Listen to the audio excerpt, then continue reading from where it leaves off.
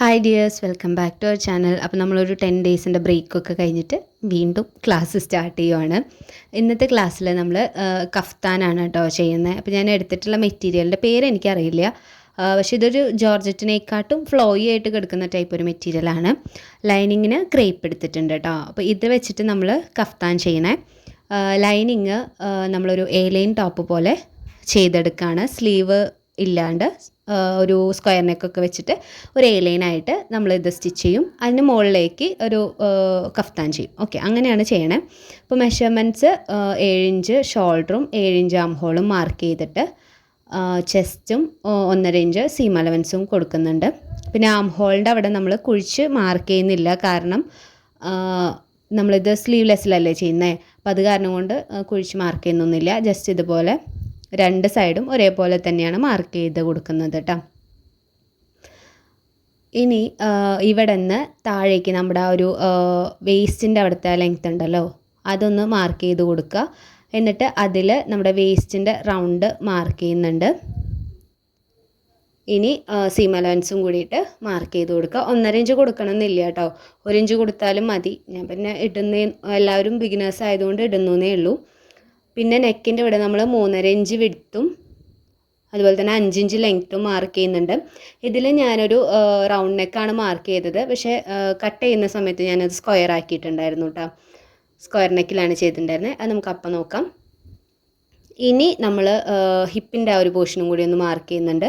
അപ്പോൾ ഷോൾഡറിൻ്റെ അവിടെ നിന്ന് ഹിപ്പിൻ്റെ ലെങ്ത്ത് ഒന്ന് ഇതുപോലെ ഒന്ന് നോക്കുക. 20 ഇഞ്ചാണ് കേട്ടോ ലെങ്ത്ത് വന്നിട്ടുള്ളത്. ആ ഒരു പോയിന്റിൽ ഞാൻ ഹിപ്പിൻ്റെ ആ പോർഷനും കൂടി ഒന്ന് ജസ്റ്റ് മാർക്ക് ചെയ്യുന്നുണ്ട്. ഹിപ്പ് മാർക്ക് ചെയ്യണം എന്നില്ല, നമുക്ക് വേസ്റ്റ് വരെയായാലും മതി, എ ലൈനിലല്ലേ. ഇനി താഴേന്ന് നമ്മൾ ഈ ഒരു പോർഷനിലേക്ക് ഇതുപോലെ ഒന്ന് ക്രോസ് ആയിട്ടൊന്ന് ലൈൻ ജോയിൻ ചെയ്ത് കൊടുക്കുക. ഇനി നമുക്കിതിനെ കട്ട് ചെയ്തെടുക്കാം കേട്ടോ. ഞാൻ ഷോൾഡറിൻ്റെ അവിടെ നിന്ന് കൈക്കുഴിയുടെ അതിലേക്ക് കട്ട് ചെയ്ത് എടുക്കുവാണ്. എന്നിട്ട് വേസ്റ്റിൻ്റെ അവിടേക്ക് കട്ട് ചെയ്യുക. അപ്പോൾ നോർമൽ ഒരു എ ലൈൻ അല്ലെങ്കിൽ ഒരു കുർത്തിയൊക്കെ എല്ലാവർക്കും സെറ്റായി ഉണ്ടാവുമെന്ന് വിചാരിക്കുന്നു. ഇതൊക്കെ നമ്മൾ എല്ലാ ക്ലാസ്സിലും പഠിക്കുന്ന കാരണം അറിയുണ്ടാവുമല്ലോ.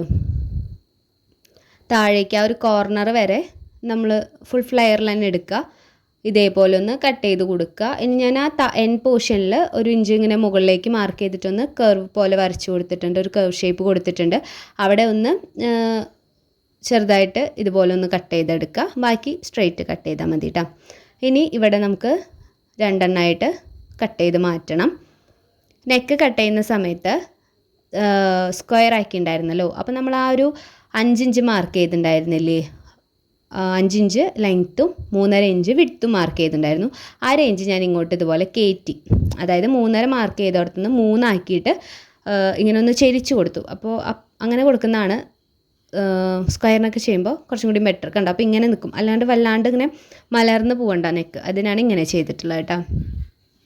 ഇനി ക്രോസ് പീസ് എടുക്കുന്നുണ്ട്. അത് നമ്മുടെ സ്ലീവിന് ഇതില്ലല്ലോ, സ്ലീവ് കൊടുക്കുന്നില്ലല്ലോ, അപ്പോൾ അവിടെ സ്റ്റിച്ച് ചെയ്യാൻ വേണ്ടിയിട്ട് ക്രോസ് പീസ് എടുത്തിട്ടുണ്ട്. ഇനി നമ്മുടെ കഫ്താൻ്റെ ഈ ഒരു മെറ്റീരിയൽ നമ്മൾ എന്താ ചെയ്യുന്നതെന്ന് വെച്ച് കഴിഞ്ഞാൽ നോർമൽ ചെയ്യുന്ന പോലെ 4 ആയിട്ട് മടക്കുക. എന്നിട്ട് ലെങ്ത്ത് നിങ്ങൾക്ക് എത്രത്തോളം ലെങ്ത്ത് വേണം, അപ്പോൾ ഒരു 40 അല്ലെങ്കിൽ 39 ആണെന്നുണ്ടെങ്കിൽ ആ ഒരു ലെങ്ത്ത് മാർക്ക് ചെയ്ത് കൊടുത്തിട്ട്, ഈ തുണി കുറച്ച് ബുദ്ധിമുട്ടാണ് കേട്ടോ പിടിക്കാൻ, അങ്ങോട്ടും ഇങ്ങോട്ടും, പ്രത്യേകിച്ച് ഫാൻ ഇട്ടുണ്ടെങ്കിൽ തീരെ നിൽക്കില്ല. അപ്പോൾ ഇത് താഴ്ഭാഗത്ത് കയറി ഇറങ്ങിയൊക്കെയാണ് നിൽക്കണേ. അപ്പോൾ ഞാനത് കറക്റ്റ് എൻ്റെ ആ ഒരു ലെങ്ത്ത് മാർക്ക് ചെയ്തിട്ട് സ്ട്രെയിറ്റ് ഒരു ലൈൻ കൊടുത്തിട്ട് അതിലേക്ക് കട്ട് ചെയ്തെടുക്കുകയാണ് ചെയ്തിട്ടുള്ളത് കേട്ടോ. ഓക്കെ, വേറെ ഇതിലിനി നമുക്ക് നെക്ക് മാത്രമാണ് കട്ട് ചെയ്യാനുള്ളൂ, വേറെ ഒന്നും കട്ടിങ് വരുന്നില്ല. അപ്പോൾ ഇതിൻ്റെ മുകളിലായിട്ട് നമുക്കിതുപോലെ ഒന്ന് മാർക്ക് ചെയ്ത് കൊടുക്കാം. സ്റ്റിച്ച് ചെയ്യാനുള്ള പോർഷനാണ്, അതൊന്ന് മാർക്ക് ചെയ്ത് വെക്കുക. നല്ല വശത്ത് തന്നെയാണ് കേട്ടോ മാർക്ക് ചെയ്യണേ. അപ്പോൾ നമ്മുടെ ലൈനിങ്ങിൻ്റെ പീസിനെ ഈ ഒരു ഇതിൽ സെയിം ഒരു ഇതിൽ വെക്കുക കണ്ടോ. എന്നിട്ട് ഈ പോർഷനിൽ ജസ്റ്റ് ഒന്ന് മാർക്ക് ചെയ്ത് കൊടുക്കുക. ഇതിലേ നമുക്ക് സ്റ്റിച്ച് ചെയ്യാൻ പറ്റില്ല, കാരണം ഇത് 1.5 ഇഞ്ച് നമ്മൾ സീം അലവൻസ് വിട്ടിട്ടുള്ളതാണ്. അപ്പോൾ ഈ മാർക്ക് ചെയ്യുന്നത് നമുക്ക് ഏകദേശം അറിയാൻ വേണ്ടിയിട്ടാണ്. കറക്റ്റ് 1.5 ഇഞ്ച് ഗ്യാപ്പ്, അതായത് 1.5 ഇഞ്ച് അകത്തേക്ക് കയറ്റിയിട്ടാണ് നമുക്ക് സ്റ്റിച്ച് ചെയ്യുക. അപ്പോഴാണ് നമ്മുടെ കറക്റ്റ് ഷേപ്പ് വരിക. എങ്കിലും ഏകദേശം ഒന്ന് മനസ്സിലാവാൻ സ്റ്റിച്ച് ചെയ്യുന്നതിന് മുൻപേ ഒന്ന് മാർക്ക് ചെയ്ത് വെച്ചിട്ടുള്ളതാണ്. അതിന് ശേഷം ഞാനിത് ഇതുപോലെ 4 ആയിട്ട് മടക്കിയിട്ട് ആ നെക്കിൻ്റെ ആ പോർഷനൊന്ന് നോക്കി വെച്ചു. അപ്പോൾ ഇത്രയേ ഉള്ളൂ കട്ടിങ്, വേറെ ഇനിയൊന്നും നമുക്ക് ചെയ്യാനില്ല. ഇനി സ്റ്റിച്ച് ചെയ്യുന്ന സമയത്താണ് നമ്മൾ ആ ഒരു കഫ്താൻ്റെ നെക്ക് കട്ട് ചെയ്യുന്നത് കേട്ടോ. അപ്പം തന്നെ സ്റ്റിച്ച് ചെയ്യുകയും ചെയ്യാം. അപ്പോൾ ആദ്യം നമ്മൾ ഈ ലൈനിങ്ങിൽ ചെയ്യുന്ന എ ലൈനിൻ്റെ ടോപ്പാണ് ചെയ്യാനായിട്ട് പോണേ. അപ്പോൾ ഇതിൽ ഒരു നെക്ക് ചെയ്യണത് ഞാൻ കാണിക്കാം. അതേപോലെ തന്നെ നിങ്ങൾ 2 എണ്ണം ഒരുപോലെ ചെയ്തെടുത്താൽ മതി. ഒരു പീസ് ഇതുപോലെ ഒരു തുണി എടുക്കുക. നമ്മൾ കട്ട് ചെയ്ത നെക്കിന്, അതായത് 3.5 ഇഞ്ചല്ലേ നമ്മൾ വിട്ട് കൊടുത്തിട്ടുണ്ടായിരുന്നത്, അതിനേക്കാട്ടും എക്സ്ട്രാ 1 ഇഞ്ച് 1.5 ഇഞ്ച് കൂടുതൽ വേണം 2 സൈഡിലേക്കും. അതുപോലെ ലെങ്ത്തും കൂടുതൽ വേണം കേട്ടോ. അപ്പോൾ 2 സൈഡിലേക്ക് 3.5 ഇഞ്ച് മാർക്ക് ചെയ്തു ഞാൻ.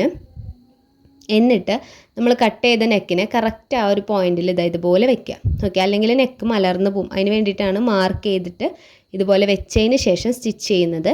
ഇനി 1/2 ഇഞ്ചിൽ 3 സൈഡും നമുക്ക് സ്റ്റിച്ച് ചെയ്തെടുക്കണം.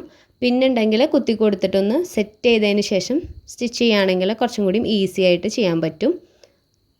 ഇതേപോലെ 3 സൈഡും ഒന്ന് സ്റ്റിച്ച് ചെയ്തിട്ട് എടുക്കാം. ഓക്കെ, ഞാൻ ഒരു വട്ടം സ്റ്റിച്ച് ചെയ്തു. അതിന് ശേഷം കട്ട് ചെയ്തെടുക്കുകയാണ്. ഇനി നമുക്ക് ഇതിപ്പോൾ നമ്മളൊരു വലിയ പീസല്ലേ എടുത്തത്, അപ്പോൾ എക്സ്ട്രാ നിൽക്കുന്നുണ്ടല്ലോ, ആ ഭാഗങ്ങളൊക്കെ ഒന്ന് കട്ട് ചെയ്ത് മാറ്റണം. അപ്പോൾ 1 ഇഞ്ച് ഗ്യാപ്പ് വിടുക, 1 ഇഞ്ച് സീം വിട്ടിട്ട് ബാക്കിയുള്ള ഭാഗങ്ങൾ 3 സൈഡിൽ നിന്നും കട്ട് ചെയ്ത് മാറ്റാം. ഞാൻ താഴത്തെയും കൂടി ഒന്ന് കട്ട് ചെയ്യുന്നുണ്ട്. ഇപ്പോൾ നമ്മൾ ഒരു സ്റ്റിച്ച് ഇട്ടിട്ടുള്ളൂ, അപ്പോൾ ഒന്നും കൂടി സ്റ്റിച്ച് ചെയ്യാം കേട്ടോ. കട്ട് ചെയ്തതിന് ശേഷം ഒരു സ്റ്റിച്ചും കൂടി ഇട്ടിട്ട് ഒരു 2 സ്റ്റിച്ച് ഇട്ടിട്ടൊന്ന് സെറ്റ് ചെയ്തെടുക്കണം. അതിന് ശേഷം നമ്മൾ നെക്ക് കട്ട് ചെയ്യാറുണ്ടല്ലോ, അതുപോലെ ഈ ഒരു നടുക്കിലുള്ള ഒരു പീസിനെ കട്ട് ചെയ്ത് കളഞ്ഞിട്ട് സൈഡിൽ കട്ടിങ്സ് ഇട്ട് കൊടുക്കാം. ഓക്കെ, ഇനി ഞാനിവിടെ കട്ട് ചെയ്ത് കൊടുക്കുകയാണ്. നമുക്ക് നെക്ക് തിരിഞ്ഞ് കിട്ടാൻ വേണ്ടിയിട്ടാണ്. കണ്ടോ, ഇതേപോലെ ഒന്ന് തിരിച്ചെടുത്തിട്ട് ഇനി നമുക്കിതിനൊന്ന് പതിച്ച് സ്റ്റിച്ച് ചെയ്ത് കൊടുക്കുക. 3 സൈഡിലും ഒന്ന് പതിച്ച് സ്റ്റിച്ച് ചെയ്തെടുക്കുന്നുണ്ട് കേട്ടോ. ഇത് ഫ്രണ്ട് നെക്കാണ് നമ്മൾ പതിച്ചടിക്കുന്നത്. ബാക്ക് നെക്ക് നമ്മൾ ഷോൾഡർ ജോയിൻ ചെയ്തതിന് ശേഷമാണ് പതിച്ചടിക്കുക. അപ്പോൾ ഇത് നമ്മൾ ഉള്ളിൽ ഇന്നറായിട്ട് യൂസ് ചെയ്യുന്ന ഒരു ടോപ്പ് ആയതുകൊണ്ട് കുഴപ്പമില്ല, നമുക്ക് എങ്ങനെ സ്റ്റിച്ച് ചെയ്താലും കുഴപ്പമില്ല.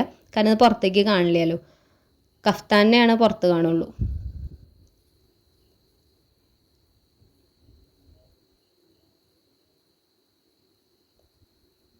ഓക്കെ, അപ്പോൾ നമ്മളിവിടെ 3 സൈഡും സ്റ്റിച്ച് ചെയ്ത് എടുത്തിട്ടുണ്ട്. ഇനി നമുക്കതിനെ വെച്ചൊന്ന് പതിച്ചടിക്കും. ഇപ്പോൾ നമ്മൾ കറക്റ്റ് ആ ഒരു പോയിന്റ് ഇതിൽ കൂടിയാണ് അടിച്ചിട്ടുള്ളത്, കണ്ടോ. ഇനി ഒരു 1/2 ഇഞ്ചിൽ താഴെ, 1/2 ഇഞ്ചിൽ സൈഡിൽ കൂടി ഇതുപോലെ 3 സൈഡും അടിക്കാം.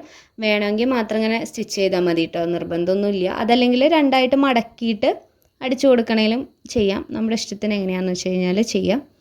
അവിടെ സെറ്റായിട്ടിരിക്കണം, അത്രേ ഉള്ളൂ. കണ്ടോ, അപ്പോൾ ഇതുപോലെ ഒന്ന് സ്റ്റിച്ച് ചെയ്തെടുക്കുക. ഞാൻ ബാക്കിലെ നെക്കും ഇതേ ഒരു മെത്തേഡിൽ ഒരു പീസ് വെച്ച് ഇതുപോലെ സ്റ്റിച്ച് ചെയ്ത് ബാലൻസൊക്കെ കട്ട് ചെയ്ത് കളഞ്ഞ് കുഞ്ഞു കുഞ്ഞു കട്ടിങ്സ് ഇട്ട് കൊടുക്കുന്നുണ്ട്. ഇനി നമ്മൾ ഷോൾഡർ അറ്റാച്ച് ചെയ്യാണ്.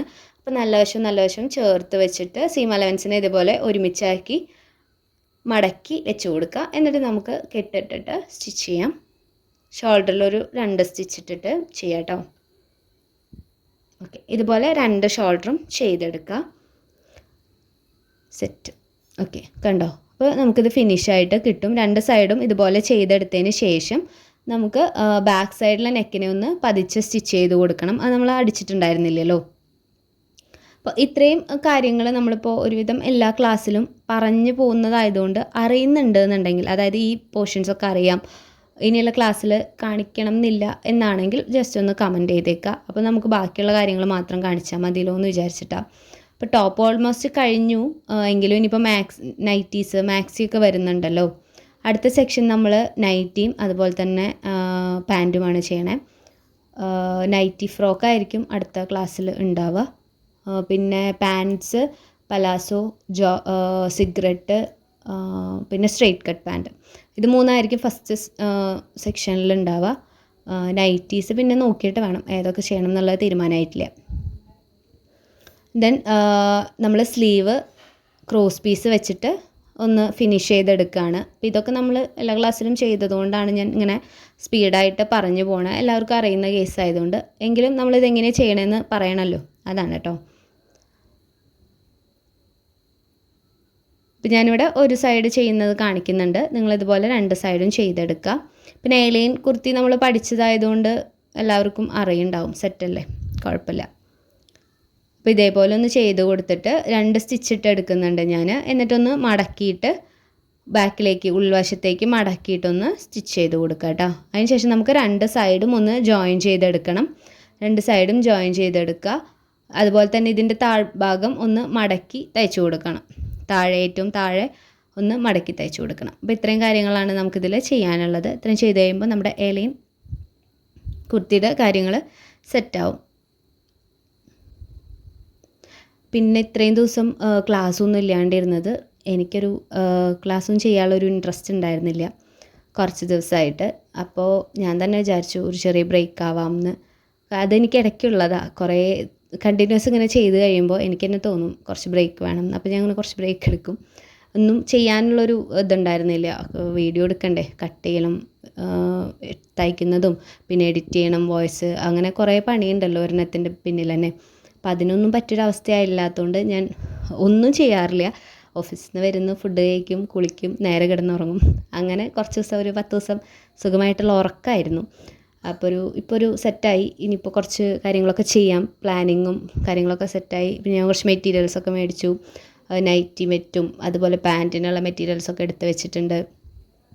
അടുത്ത ക്ലാസ് ഒന്നിങ്ങനെ ഒരു റുട്ടീനിലേക്ക് ആക്കിയിട്ടുണ്ട്. പിന്നെ നാളത്തെ ക്ലാസ്സിൽ നമുക്ക് ബോഡി മെഷർമെൻറ്റ് എങ്ങനെ എടുക്കാമെന്നുള്ളത് ഇടാം. ഞാൻ ആദ്യം അതാണോ ഇടാമെന്ന് എനിക്കറിയില്ല. അതും ഞാൻ സെറ്റ് ചെയ്ത് വെച്ചിട്ടുണ്ട്. അപ്പോൾ ആ ക്ലാസ്സും കൂടി വരും കേട്ടോ. ഓക്കെ, അപ്പോൾ നമ്മുടെ എലൈൻ ഫ്രോക്കിൻ്റെ ഇത് സെറ്റായിട്ടുണ്ട്. നമ്മളെല്ലാം പറഞ്ഞു പോയില്ലേ. ഇനി നമ്മുടെ കഫ്താനിലേക്ക് വരുമ്പോൾ നമ്മൾ 4ആയിട്ട് മടക്കി ഞാൻ പിന്നൊക്കെ സെറ്റ് ചെയ്ത് വെച്ചിട്ടുണ്ട്. കാരണം ഇത് അങ്ങോട്ടും ഇങ്ങോട്ടും ഒഴുകി പോവുക. അപ്പോൾ ഈ നെക്കിൻ്റെ ഇവിടെ ഞാൻ ഒരു ബോട്ട് നെക്ക് പോലെയാണ് കൊടുക്കുന്നത്. 3.5 ഇഞ്ച് വീതിയും 3.5 ഇഞ്ച് ലെങ്ത്തും കൊടുത്തിട്ട് ഒരു ബോട്ട് നെക്ക് പോലെ വരച്ചു കൊടുത്തിട്ട് അതിനെ കട്ട് ചെയ്തെടുക്കുകയാണ്. ഇത് ഭയങ്കര ബുദ്ധിമുട്ടായിരുന്നു കേട്ടോ ഈ തുണി തയ്ക്കാനായിട്ട്.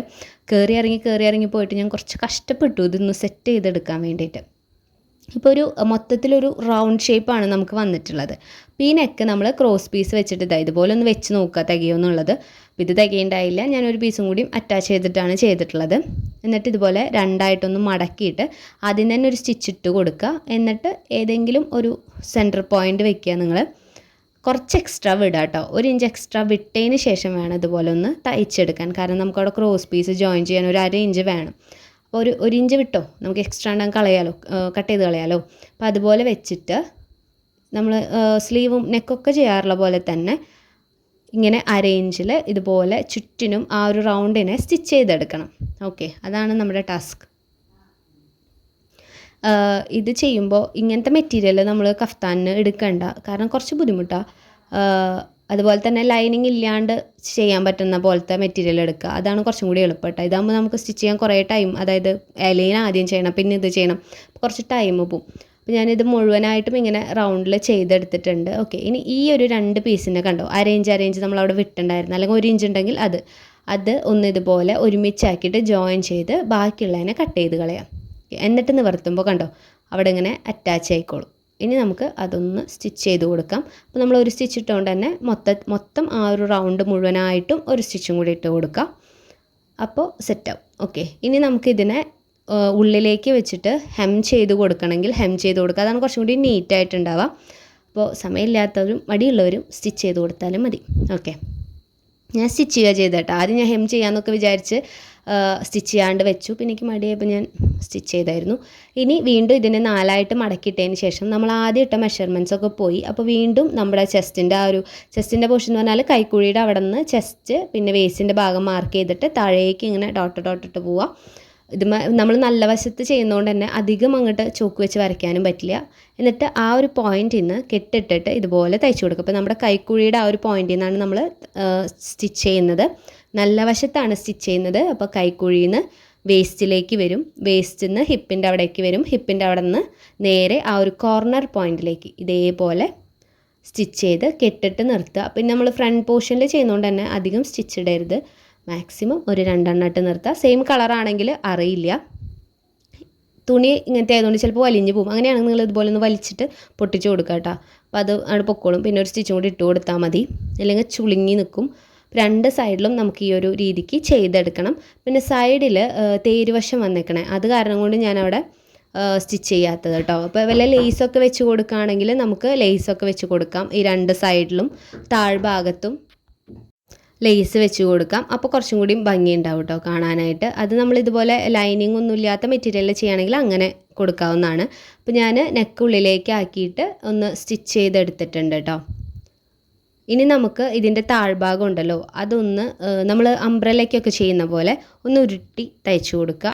അപ്പോൾ ഇത്രയും കൂടി സെറ്റായി കഴിഞ്ഞാൽ നമ്മുടെ സ്റ്റിച്ചിങ് കഴിഞ്ഞു. അപ്പോൾ ആദ്യം എ ലൈൻ ഫ്രോക്ക് ഇടുക, അതിന് മുകളിലായിട്ട് ഈ കഫ്താനും കൂടി ഇടുക. ഞാൻ ലാസ്റ്റ് ഒരു ഫോട്ടോ ഇടാം. ക്ലാസ് യൂസ്ഫുൾ ആവണമെങ്കിൽ ഒന്ന് ലൈക്ക് ചെയ്തേക്കാം കേട്ടോ. ആദ്യമായിട്ട് കാണുന്നവരാണെങ്കിൽ സബ്സ്ക്രൈബ് കൂടി ചെയ്തേക്കാം.